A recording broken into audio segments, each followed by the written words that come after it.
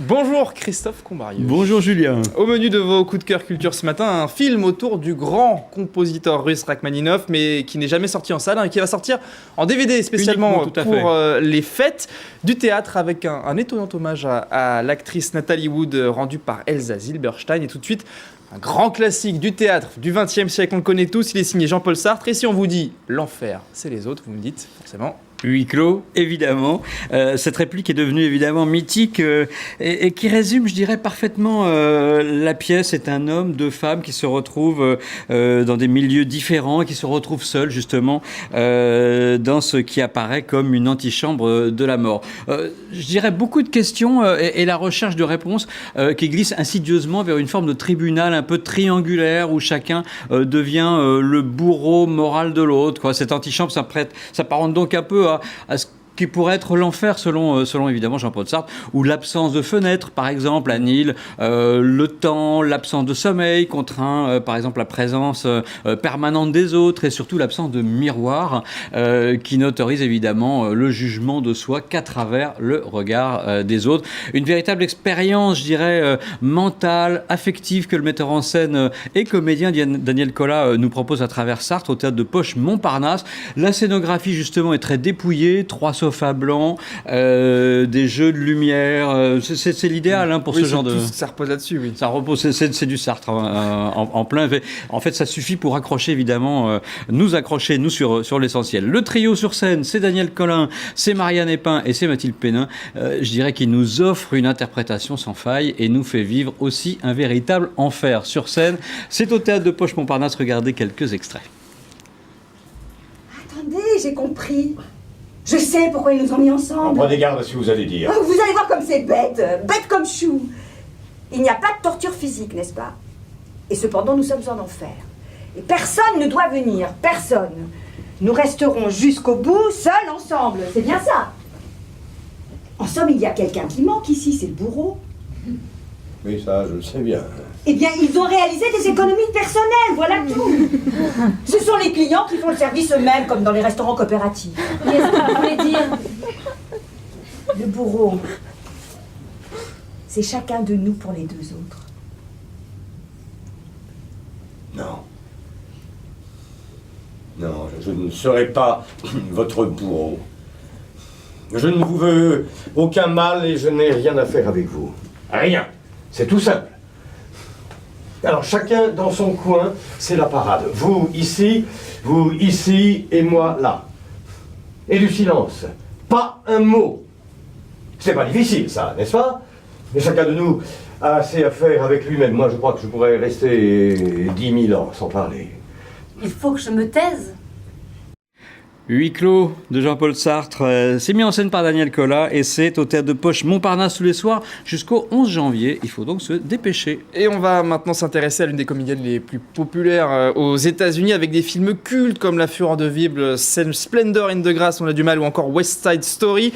C'était Natalie Wood, une gloire méritée, mais c'est un hommage assez particulier auquel on assiste au théâtre de Paris. C'est avec l'actrice Elsa Zilberstein. Au moins particulier, en tout cas, je trouve tout à fait déroutant puisqu'il commence en fait par les 10 dernières minutes de la vie de Natalie Wood qui se débat dans l'eau au large donc de l'île Santa Catalina avant de se noyer. C'était en 1981. Toute la vie de Natalie Wood ressurgit sur scène de sa petite enfance aux instants précédant sa chute du bateau, justement, du nom de la pièce, le Splendor, en compagnie de son mari Robert Wagner et de son amant Christopher Walken. Voilà, l'enquête sur sa mort a été réouverte il y a quelques années, c'est en 2011. Est-ce qu'il s'agit d'un suicide? Est-ce qu'il s'agit d'un accident? Est-ce qu'il s'agit d'un meurtre? Toutes les hypothèses aujourd'hui sont possibles. Mais au fond, c'est pas tant la vérité que recherche l'auteur, c'est plutôt le portrait d'une véritable créature hollywoodienne. On plonge ensuite dans l'égarement qui succède la gloire, jalonné par tous les excès évidemment de ce qu'on imagine être la vie d'une actrice, l'alcool, la drogue, le sexe, avec une scénographie digitale extrêmement simple. la mise en scène de Catherine Schaub nous maintient rythmiquement dans cette recherche d'oxygène, puisqu'elle est au départ, elle est dans l'eau, on se noie avec elle quelque part, et montre combien la vie de Natalie Wood a en fait été une lente et longue noyade. Et puis évidemment, un grand bravo à Zazie Beerstein, qui est absolument époustouflante et qui nous fait ressentir avec beaucoup de sensibilité la détresse de ce personnage qui s'exprime en gros dans son extravagance. Est-ce que vous voulez en voir un extrait ? On regarde ça. Le voici.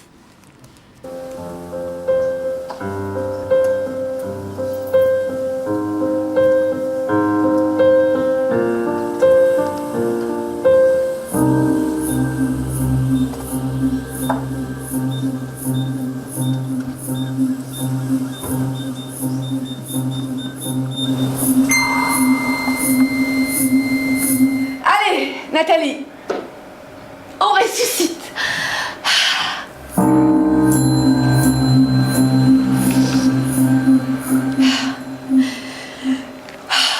Je suis dans cette eau glacée. Je nage mal. Au secours!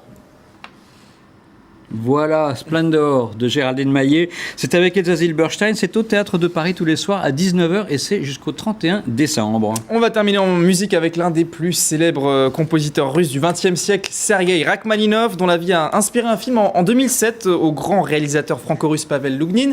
Alors, c'est un film qui n'est jamais sorti sur les écrans français. Il sort cette fois en DVD pour les fêtes. Peut-être une idée cadeau pour les plus mélomanes d'entre nous. Tout à fait, Julien. Pavel Lougnin, dont on se souvient évidemment tous les derniers chefs-d'œuvre, Taxi Blues, La Noce ou encore Lille, se penche aujourd'hui sur la vie de ce grand compositeur qui était Rachmaninov. Plutôt qu'un biopic, je dirais qu'il y a un terme musical qui parle de variation, et c'est des variations sur un thème de Rachmaninov, davantage des séquences de vie qu'une réelle continuité. D'abord le jeune pianiste prodige, sa formation, ses premiers échecs en tant que compositeur, puis ses tournées effrénées, et finalement l'exil aux États-Unis. Le portrait brossé est bien sûr celui d'un compositeur assez frustré, qui, ne pouvant pas se contenter d'être juste un simple pianiste virtuose, aspire à tous les plaisirs, celui des femmes évidemment, et surtout de faire entendre sa propre musique. Voilà. Et puis en deuxième plan, les thèmes chers à Pavel Lougnin, qui s'est souvent attaché à décrire justement les transformations de son pays, notamment dans un film comme Le Nouveau Russe par exemple.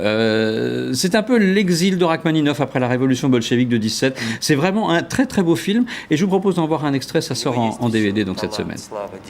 У него есть вы, и он все равно несчастлив.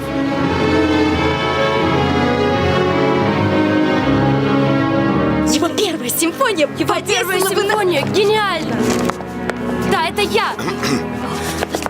Что ты хочешь? Я хочу понять, где ты сейчас. Ты любишь только меня. Папа, представляешь, я научилась плавать! Тань, ты не видишь? Папа работает. Господа, еще один вопрос. Вы зарабатываете миллионы своими выступлениями. Почему вы перестали писать музыку? Voilà, un regard plein de nostalgie sur la grande Russie des tsars. C'est signé Pavel Lougnin. Rachmaninov, ça vient de sortir. L'acteur principal s'appelle Evgeny Tsiganov et ça sort en DVD. C'est vraiment pour tous les amoureux de la musique et du cinéma, évidemment. Voilà, ça fait une petite idée cadeau pour ce dimanche avant les fêtes. Merci beaucoup Christophe pour ces coups de cœur culture du dimanche. À bientôt. Merci Julien.